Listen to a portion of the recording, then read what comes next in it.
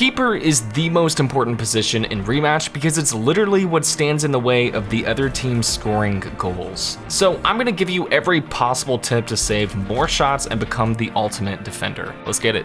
People either love or hate keeper, but either way you need to know how to be it because the game just randomly assigns it to you and you don't want to let your team down. Let's start with all the possible mechanics of the keeper role so I can explain what to do with them later in the video. The first is just a basic jump. If I press B on my controller, my guy will jump up in the air, and this helps me reach certain high shots like when my opponent kicks off the backboard. Note though that this doesn't cause your guy to move horizontally, so this is purely for vertical movement. And the next obvious mechanic is a dive. When you run in a direction and then press B for me, your guy will launch out towards that direction and hopefully grab the ball. This is probably the most common thing you'll see when a keeper goes for a shot. Another alternate mechanic is what I'm just gonna call a sweep. I'm sure there's a way to say that better, but basically your guy slides on the ground. This is really only useful against shots that are low or are rolling on the ground, and it allows you to basically catch them before they go into the net by blocking the path. And lastly, the final thing you can do as a keeper is literally just stand there, either in defensive stance or just standing in place. Your guy will still catch the ball if you're in the way of the ball's path, so sometimes you don't even have to move and you can just grab the ball like that.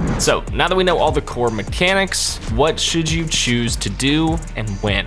Early on in the game, like let's say within your first 50 hours, you should really be focusing on the dive mechanic. It saves most of the shots in the game, makes you jump much farther away so you can reach things that are not in your current hitbox, and it somewhat locks onto the ball so you can catch pretty consistently. You still need to be accurate with your joystick or mouse, but it really all comes down to timing and less about which action you choose. The other options like jump and sweep are situational, and most shots coming at you have some level of height rather than just rolling across the ground, so I really recommend diving. It just makes sense. You can even dive straight at an opponent and it will sometimes steal the ball right out from underneath them, so it seems like for now diving is the way to go. That's what I'm gonna recommend. Okay, we've got our bases covered, but how do we actually save more balls? This is where I've got a bunch of tips that will help you read the situation and then make the right save. Here's what to do.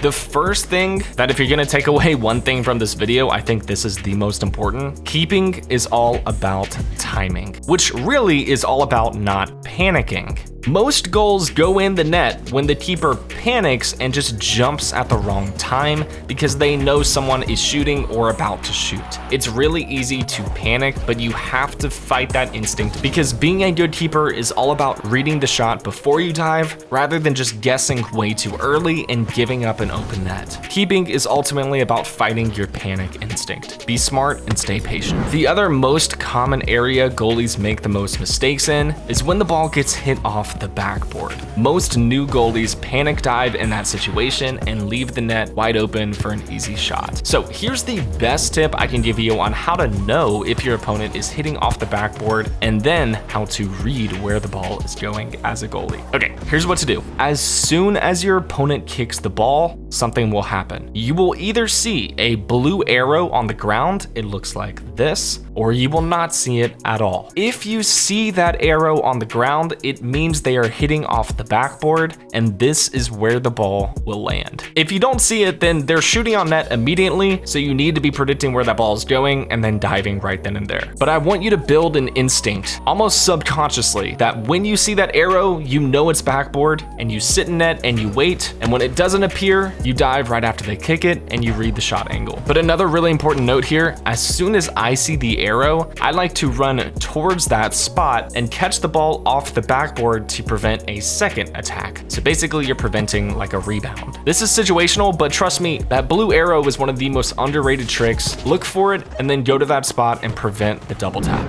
Okay, but what about shots when they're not hitting off the backboard and you're forced to make a save? When you need to cover the net and make a dive, always bias the highest percentage of net coverage. So to make that less mathy, Here's what I mean. If your opponent has an angle, like let's say they're standing to the side like this part of the net is much tighter and harder to shoot for. And this part of the net is a much bigger target. Dive this direction because your chances of catching the ball are much higher. In the absolute worst case scenario, let's say your opponent is an absolute legend and hits a perfect shot to that 10% area, fine, congrats to them, they're amazing. But more than likely, you'll catch the higher percentage shot that they would hit to the wide corner. So read which angle your opponent is coming from and dive towards the direction that they're likely to shoot in. But it's still fair to say some shots are unsavable, and that's okay. But always try to pick the highest percentage guess. That's what's gonna save you more goals overall and help your team.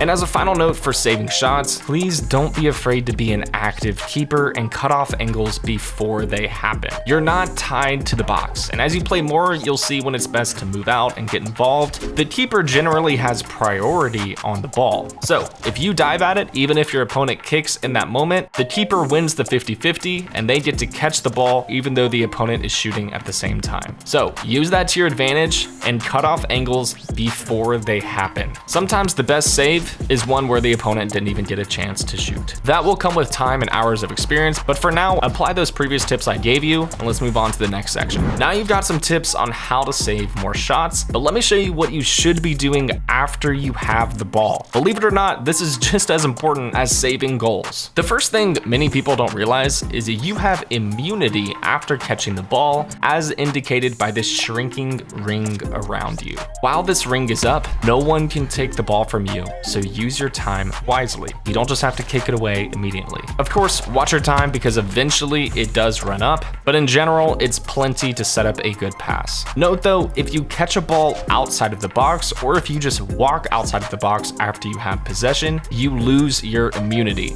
So be careful and watch where you are on the field so you don't get the ball taken from you at a terrible moment. The next step is to find an open teammate and pass the ball. Simple enough, but let's say no one is open or you don't like your options out on the field. Here's what you should do. Walk out a bit and bait an opponent into challenging you, leaving his man behind. Basically, stroll out into the field, and as soon as you see one of your opponents start to challenge you and abandon their position, now you've created some space to pass to your teammate. This is really one of the best ways to open up the field and potentially open an entire offensive play for your team just by stepping a bit out of the box. Sometimes I'll even go pretty far up the field if my opponents just aren't falling for the bait. Just be careful when you do something like this, because if you do lose possession quickly, an opponent can shoot on the open net that you abandoned. So really, this just means all your passes need to be perfect and you rotate back to the net as fast as possible after you make a pass. And sometimes you'll have opponents who are all up in your face just waiting for you to pass and they want to block it. There's two big things I like to do to get around these little turds. Either one, juke them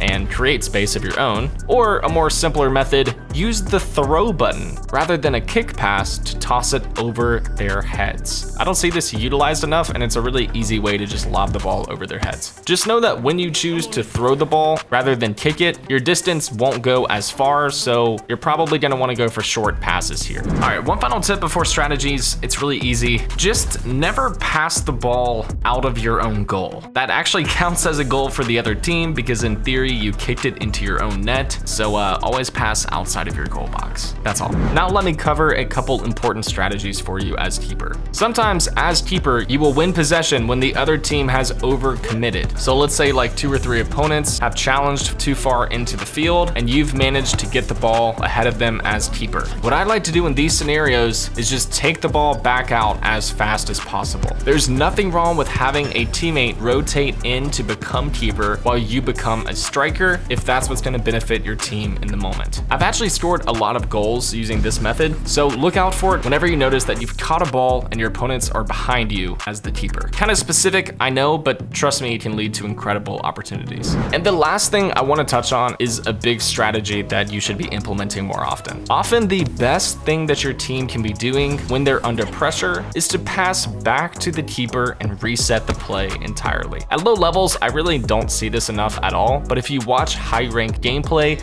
this is a super common option since possession is key to winning more matches. If you're playing with a team, work in a back pass every now and then when your opponents are starting to build too much pressure. It also helps if you have friends that you play with to communicate that with them. It's just an overall good strategy. All right, now you're on your way to becoming a Grandmaster Keeper. Let me know if you'd like more position breakdowns in future videos, and if you did like this video, do me a solid and check out my Twitch. I might be live right now, and if I'm not, just drop a follow. I'll see you in the next one.